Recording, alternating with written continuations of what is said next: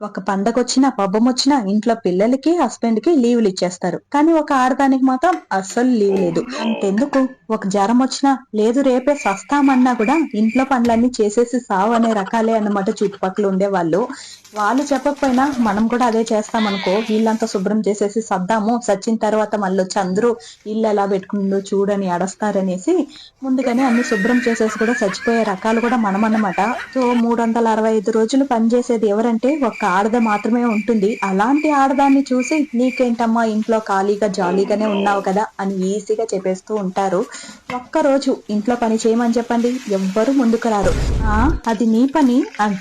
ఏదో మనకి సొత్తులు ఆస్తులు రాసిచ్చినట్లు పనులు పంచిచ్చేసారేమో ఆడదే ఇంట్లో పనులన్నీ చేయాలని. కానీ సొడ్లు మాత్రం అది ఎక్కడి నుంచి పట్టుకుని వస్తారో లిస్ట్ ఒకటి వేసి పెడతారు. ఇది సరిలేదు అది సరిలేదు అని చెప్పడానికి మాత్రం. ఆడదాన్ని అర్థం చేసుకోవడం చాలా కష్టం రా అబ్బా అని చెప్పేస్తారు ఈజీగా మళ్ళీ.